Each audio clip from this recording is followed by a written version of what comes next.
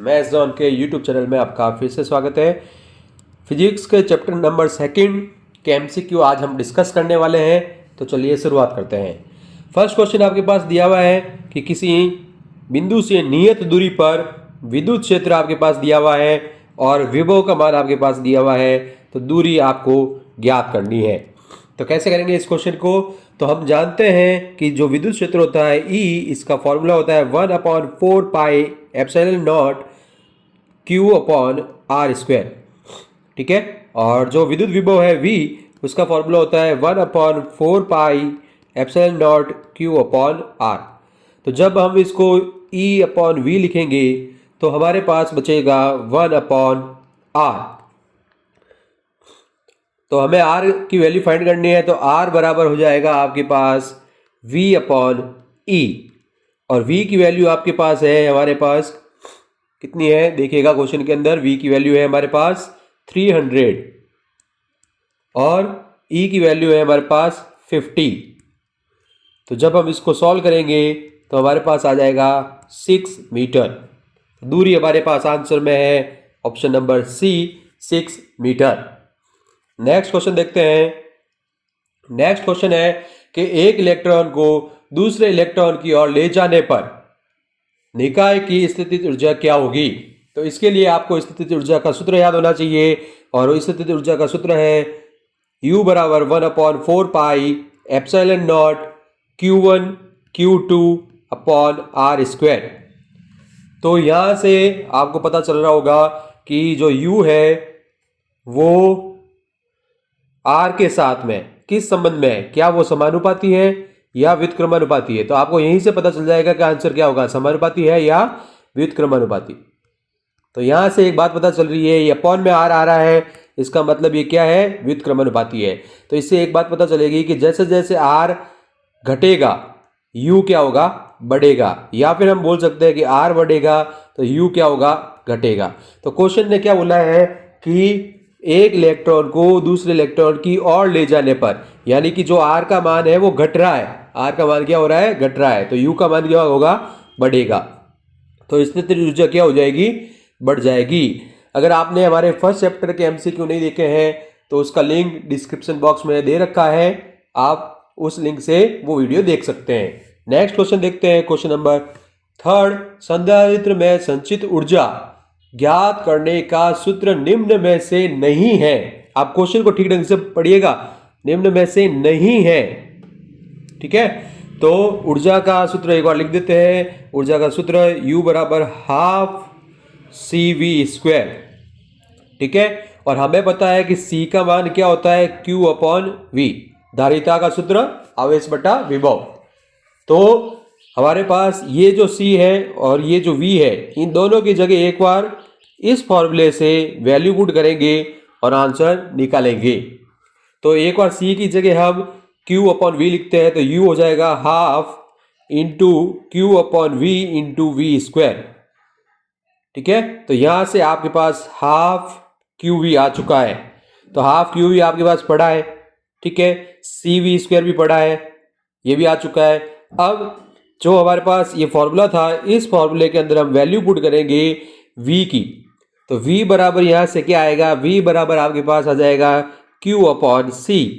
तो हम यहाँ वैल्यू पुट करेंगे हाफ इंटू C, और V की वैल्यू पुट करेंगे स्क्वायर में है, तो Q स्क्वायर C स्क्वायर, ये C से एक C कटेगा, तो half Q square upon C बचेगा। तो ये भी आपके पास ऑप्शन पड़ा है, तो इसका मतलब कौन सा ऑप्शन रॉन्ग होगा, यानी कि नहीं होगा। तो आपका आंसर टिक किया जाएगा B। बाकी आपके पास ये तीनों आ चुके हैं, मैंने फॉर्मूले से बता दिया किस प्रकार से आंसर आया है। क्वेश्चन नंबर 4 देखते हैं। क्वेश्चन नंबर 4 में पूछा है कि संधारित्र में ऊर्जा किस स्वरूप में उपस्थित होती है, और ये इंपॉर्टेंट क्वेश्चन है, ध्यान रखिएगा, आ चुका है बोर्ड में। तो याद रखिएगा, विद्युत क्षेत्र के रूप में उपस्थित होती है।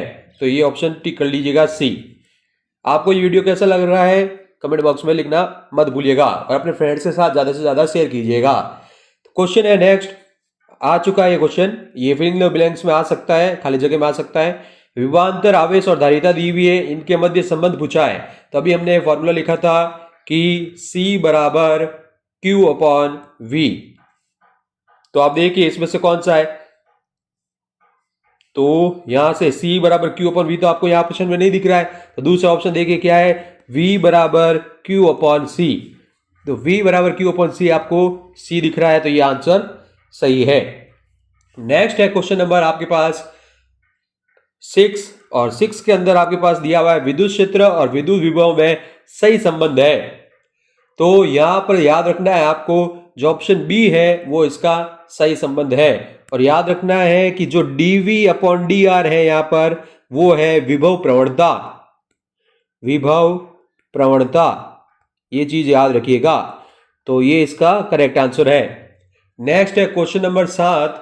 तो क्वेश्चन नंबर 7 कहता है समविभव पृष्ठ में पारित फ्लक्स हमेशा, यानी कि आपके पास समविभव पृष्ठ ऐसा, ठीक है, ऐसा पृष्ठ है, इसके अंदर से निकलने वाला फ्लक्स, मान लीजिए ये फ्लक्स है हमारे पास ऐसे, ठीक है, इस प्रकार से जा रहा है, ठीक है, तो ये क्या होगा, पृष्ठ के लंबवत होगा, पृष्ठ के समांतर होगा, या क्या होगा, इसका आंसर बताना है। तो ये होता है पृष्ठ के लंबवत। नेक्स्ट क्वेश्चन है क्वेश्चन नंबर 8। एक ऐसे क्षेत्र में जहां विद्युत क्षेत्र की तीव्रता E का मान 0 है, ठीक है, और उस क्षेत्र में दूरी के साथ परिवर्तन होगा। तो आप ध्यान रखिएगा, अभी अपन ने फॉर्मूला पढ़ा है E बराबर माइनस dV अपॉन dr, ठीक है, और साथ में r कैप अगर आप वेक्टर की फॉर्म में लिखते हैं तो, ठीक है। क्वेश्चन ने बोला जो E का मान है वो 0 है, तो इसका मतलब E का मान 0 है, इसका मतलब dV अपॉन dr का मान भी क्या होगा, 0 होगा।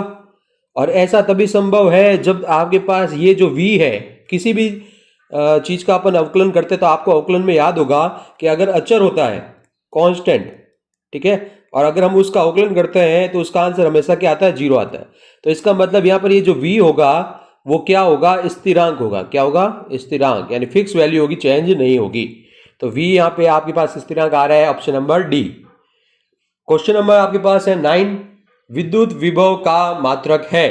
क्वेश्चन ने पूछा है विद्युत विभव, तो विद्युत विभव का सूत्र V बराबर W अपॉन Q, ठीक है, विभव का सूत्र लिखा, V का मात्रक क्या होता है, जूल, Q यानी आवेश, आवेश का मात्रक क्या होता है, कूलॉम, ठीक है, जूल अपॉन में क्या आएगा, कूलॉम।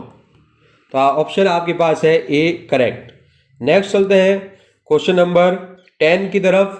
क्वेश्चन नंबर 10 क्या रहा है कि एक परीक्षण आवेश को अनंत से किसी विद्युत द्विध्रुव के लंबवर्धक के अनुदिश लाया जाता है, तो किया गया कार्य क्या होगा। तो लंबवर्धक का मतलब क्या है, आपके पास ये द्विध्रुव आवेश, सॉरी द्विध्रुव है आपके पास माइनस क्यू और प्लस क्यू के फॉर्म में, ठीक है, तो लंबवर्धक यानी बीचों बीच में, और लंबवर्धक के अनुदिश, लंबवर्धक के बीच में दे, यानी कि ये लंबवर्धक है आपका, इसके अनुदिश, इसकी अनुदिश का मतलब इसकी दिशा में, तो ये बात कर रहा है निरक्ष की, किसकी बात कर रहा है, ये निरक्ष की, ठीक है ना। तो ये पॉइंट याद रखिएगा। तो हमें पता है कि V का मान, यानी कि विद्युत विभव का मान V बराबर 1/4 pi epsilon not P cos theta upon R square होता है। अगर ये अक्ष पर है, अगर ये अक्ष पर है तो थीटा का मान 0 होता है, और वहां से आपके पास V का मान आता है 1/4 pi epsilon not P upon R square. लेकिन जब ये निरक्ष होगा, जब ये क्या होगा, निरक्ष, तो जब निरक्ष होगा तो थीटा की वैल्यू हो जाएगी 90 डिग्री, और जब ये 90 डिग्री होगा तो cos 90 आपको पता होगा 0 होता है। तो इसलिए आंसर जो आएगा आपके पास, वो आंसर क्या आएगा, 0। तो आपके पास जो आंसर आया है वो है सी, 0। क्वेश्चन नंबर 11 अच्छा क्वेश्चन है, देखिएगा। एक आवेशित वायु संधारित्र में U0 ऊर्जा संचित है।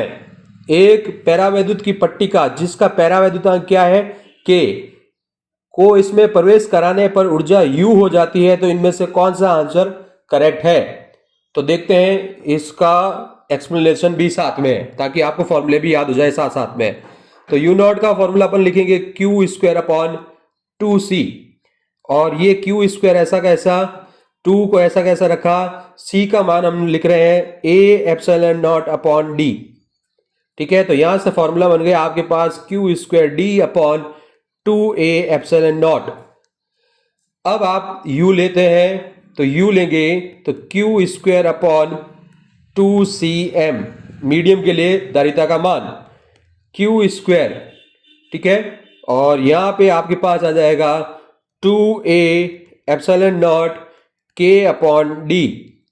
तो यहां से आपकी वैल्यू आएगी Q square D upon 2 epsilon not into के। अब जब आप इनका अनुपात निकालेंगे तो यहां से आपके पास आंसर आ जाएगा u बराबर यू नॉट अपॉन के। ठीक है, तो आपका आंसर है डी करेक्ट। तो आप ये भी याद रखिएगा कि cm बराबर होता है kc, यानी कि ये है आपके पास किसी माध्यम में माध्यम की धारिता। ठीक है, माध्यम की धारिता। तो ये फॉर्मूला भी आप याद रखिएगा, खाली जगह में आ सकता है। नेक्स्ट क्वेश्चन है 12वां क्वेश्चन। 12वें क्वेश्चन में आपके पास क्या दिया हुआ है देखिएगा। 12वें क्वेश्चन के अंदर हमारे पास क्वेश्चन दिया हुआ है, और इससे पहले कलर चेंज कर लेते हैं। 12वें क्वेश्चन में देखिएगा क्वेश्चन, विद्युत धारिता का मात्रक है। विद्युत धारिता का मात्रक, तो धारिता पूछा देखिएगा, धारिता। तो धारिता का सूत्र अभी हमने लिखा था C बराबर Q अपॉन V। ठीक है, तो Q का मात्रक क्या होता है अभी अपन ने पढ़ा था, कूलॉम। और V का मात्रक हमारे पास क्या है, विभव का मात्रक वोल्ट। तो कूलॉम अपॉन वोल्ट, ये बी ऑप्शन है। और इसको फैरेड भी लिखते हैं, याद रखिएगा, इसको फैरेड भी लिखते हैं। ठीक है, तो ये चीज याद रखनी है आपको कि फैरेड भी लिखा जाता है। क्वेश्चन नंबर 13 है, किसी संधारित्र की प्लेटों पर आवेश बढ़ाने पर क्या होगा। आवेश क्या कर रहे हैं, बढ़ा रहे हैं। आवेश को बढ़ाने पर क्या होगा, ये पूछा गया है। ठीक है, तो देखते हैं इस क्वेश्चन में क्या करना है आपको। तो संधारित्र की प्लेटों पर आवेश बढ़ाने पर क्या क्या होती है चीजें। तो पहली बात तो C बराबर हमने पढ़ा था Q अपॉन V होता है फॉर्मूला। तो आवेश बढ़ाने पर धारिता बढ़ती है क्या, प्लेटों के बीच का विभवांतर बढ़ता है क्या, दोनों बढ़ते हैं क्या, धारिता घटती है क्या। तो इन चारों में से एक ऑप्शन आपको सही करना है। तो देखेंगे कौन सा करेक्ट आंसर होगा। तो इस सूत्र को मैं लिख सकता हूं Q बराबर CV। Q बराबर CV। तो दोनों प्लेटों के बीच का क्या होता है, विभवांतर बढ़ता है। इसका आंसर करेक्ट होगा बी। ये चीज याद रखिएगा, किसी संधारित्र की प्लेटों पर आवेश बढ़ाने पर प्लेटों के बीच का विभवांतर बढ़ता है। ये चीज याद रखने है आपको। ठीक है, नेक्स्ट देखते हैं 14 नंबर क्वेश्चन। यदि एक संधारित्र की दोनों प्लेटों को एक तार से जोड़ दिया जाए, यदि एक संधारित्र की दोनों प्लेटें को क्या कर दें, एक तार से जोड़ दें, तो क्या होगा। तो जब भी आप जैसे संधारित्र की दो प्लेटें हैं, इनको एक तार से जोड़ देते हैं, तो ये क्या हो जाएगी, निरावेशित हो जाएगी। क्या हो जाएगी, निरावेशित। क्यों, क्योंकि एक तरफ धनात्मक आवेश होते हैं, एक तरफ ऋणात्मक आवेश होते हैं। तो जब ये दोनों जुड़ेंगे तो ये आवेश क्या हो जाएंगे, शून्य। तो निरावेशित हो जाएगा, संधारित्र निरावेशित हो जाएगा। क्वेश्चन नंबर 15 है, किसी गोलीय चालक की धारिता का मान समानुपाती होता है। किसके समानुपाती होता है, ये आपको करेक्ट करके बताना है। तो हमें पता है कि गोलीय चालक के कारण विद्युत विभव, गोलीय चालक के कारण विद्युत विभव 1/4 pi epsilon nought Q upon capital R ये होता है। हम ये जानते हैं, इसको देते हैं क्वेश्चन नंबर फर्स्ट। हम ये जानते हैं कि C बराबर क्या होता है, Q अपॉन V होता है। सेकंड, तो जो हमारे पास समीकरण 1 और समीकरण 2 आया है, तो यहां से हम C बराबर Q अपॉन V का मान लिख देते हैं 1/4 pi epsilon nought Q upon R। ठीक है, तो जब इसको सॉल्व करेंगे Q से Q कट जाएगा, तो C का मान आएगा 4 पाई एप्सिलॉन नॉट और ये R। तो इसका साफ पता चल रहा है ये सब कांस्टेंट है, तो C समानुपाती क्या हो जाएगा, R। ठीक है ना, तो यहां पर ऑप्शन आएगा ए। क्वेश्चन नंबर है 16। अच्छा क्वेश्चन है। दिए गए चालकों में किसकी धारिता सर्वाधिक है? किसकी धारिता अधिक है? ए की है या बी की है या दोनों की है? तो पहली बात तो हमारे पास देखिएगा V दिया हुआ है और क्या दिया हुआ है Q। तो इसका मतलब अगर मैं ढाल निकालता हूं M बराबर tan थीटा, M बराबर tan थीटा, तो वो होगा Q अपॉन V। और Q अपॉन V क्या होता है? C होता है, ये आपको पता है। तो यहां से एक बात पता चल रही है कि ये जो है थीटा A बड़ा वाला एंगल, ठीक है, और दूसरा मैं छोटा लेता हूं थीटा B छोटा वाला एंगल। तो यहां से क्या पता चल रहा है कि जैसे जैसे थीटा का मान बढ़ेगा यानी थीटा समानुपाती होगा C, थीटा समानुपाती होगा C। तो यहां से पता चल रहा है थीटा A का मान थीटा B के मान से ज्यादा है, तो A की धारिता B की धारिता से क्या होगा? ज्यादा होगा। तो धारिता किसकी अधिक होगी? A की अधिक होगी, ये चीज याद रखिएगा। नेक्स्ट क्वेश्चन है हमारे पास 17वां। देखिएगा इस क्वेश्चन में यहां पर क्या दिया हुआ है आपके पास, ये देखिएगा, ये Q दिया हुआ है और ये V दिया हुआ है, जबकि इसमें सेम Q और V दिया हुआ था क्या? ये देखिए इस क्वेश्चन में Q यहां पर है, V यहां पर है और यहां पर उल्टा हो चुका है, ठीक है। तो ये चीज याद रखना है। अब क्वेश्चन ने क्या पूछा है वो आप पढ़िएगा। विभव V है, आवेश Q है, इस वस्तु की धारिता क्या होगी? तो हमने अभी पढ़ा था M बराबर ढाल होती है, ढाल बराबर होता है tan थीटा। अब tan थीटा बराबर क्या होता है? लंब बटा आधार, लंब बटा आधार। अब यहां पर लंब का मान है V और आधार का मान है Q, V अपॉन Q। लेकिन हमें पता है, ये मैं लिख देता हूं यहां पे, tan थीटा बराबर V अपॉन Q। C जो होता है धारिता होती है वो होती है C बराबर Q अपॉन V होती है, उल्टी होती है ना, यहाँ पे ध्यान रखिए कि उल्टा आया हुआ है। तो मैं इसको लिख सकता हूं 1 अपॉन C, ठीक है। तो मुझे क्वेश्चन में पूछा गया है धारिता क्या होगी, यानी C का मान पूछा, तो C इधर आएगा 1 अपॉन tan थीटा, तो 1 अपॉन tan थीटा होता है cot थीटा। तो आपका आंसर होगा D cot theta. Question number 18 देखते हैं, और क्वेश्चन नंबर 18 क्या बोल रहा है कि दो समान आवेश Q एक दूसरे से D दूरी पर है। तो दो आवेश ले लेते हैं अपन, समान आवेश है तो प्लस क्यू ले लेते हैं, और इनके मध्य की दूरी है हमारे पास D। इनके मध्य बिंदु पर विभव, यानी एक मध्य बिंदु यहां पे ले लेते हैं, मध्य बिंदु, इस मध्य बिंदु के ऊपर विभव पूछा है। तो ये मध्य बिंदु है, तो यहां से यहां तक की दूरी d/2, यहां से यहां तक की दूरी d/2, ठीक है। दोनों आवेश समान है, तो विभव का सूत्र V बराबर KQ अपॉन R ये होता है। यहां पर दूरी कितनी आधी है, तो इसकी जगह KQ और R की जगह क्या लिख देते हैं? D upon 2। तो ये हो जाएगा 2KQ अपॉन D। ये पहले के कारण हो गया, यानी फर्स्ट आवेश के कारण, या मैं नाम दे देता हूं A और B। ये A पे हो गया, और सेम ही क्या होगा? B पर भी होगा, KQ अपॉन D। तो टोटल यानी कि कुल विभव हो जाएगा, दोनों को जोड़ेंगे, 4KQ upon D। Option number चौथा। पृथ्वी की विद्युत धारिता का मान होता है। तो याद रखिएगा कि जब आपको कुछ भी रेडियस नहीं दी जाए, यानी मानक जो मान लिया जाएगा, मानक वैल्यू जो होगी, मानक विभव, ठीक है, वो पृथ्वी का विभव क्या होता है? पृथ्वी का विभव याद रखिएगा 0 होता है। तो धारिता का सूत्र C बराबर Q अपॉन V। तो Q अपॉन जब 0 लिखेंगे तो C जो आएगा वो क्या आएगा? अनंत आएगा। जो मानक वैल्यू दी हुई हो उसके लिए लिखा जाएगा। जब आपके पास रेडियस दी हुई होती है या कोई दूसरी वैल्यूज होती है तो आपको फिर अनंत नहीं लिख के कैलकुलेशन करके निकालना है। क्वेश्चन नंबर 20 अच्छा क्वेश्चन है, ये MCQ की जगह आपको न्यूमेरिकल में भी मिल सकता है। तो देखते हैं क्वेश्चन ने क्या बोला है कि यहाँ पर भी संधारित्र की धारिता C है, यहाँ पर भी संधारित्र की धारिता C है, यहाँ पे संधारित्र की धारिता C है। तो मैं इसको ले लेता हूँ C1, इसको ले लेता हूँ C2, इसको ले लेता हूँ C3, ठीक है। अब क्वेश्चन ने बोला है कि तुल्य धारिता का मान क्या होगा A तथा B के मध्य। तो जो C1 व C2 है वो क्या है, समांतर है। तो जब समांतर होता है तो यहाँ पे मैं लिख देता हूँ सी डैश, वो जुड़ जाएगा, C1 प्लस C2 हो जाएगा, यानी कि C प्लस C यानी कि 2C।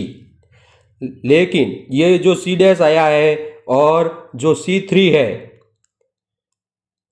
यानी कि इन दोनों को सॉल्व करने पर जो वैल्यू आएगी और ये जो C3 है, इनको किस फॉर्म में देखेंगे अपन, ये श्रेणी क्रम में है, श्रेणी क्रम, ठीक है ना। तो जब श्रेणी क्रम होगा तो मैं इसको श्रेणी क्रम का सूत्र लगाऊंगा और सूत्र क्या होगा हमारे पास, 1/C डबल डैश लिख देता हूं मैं। आप श्रेणी क्रम में लिखना चाहे तो ऐसे भी लिख सकते हैं।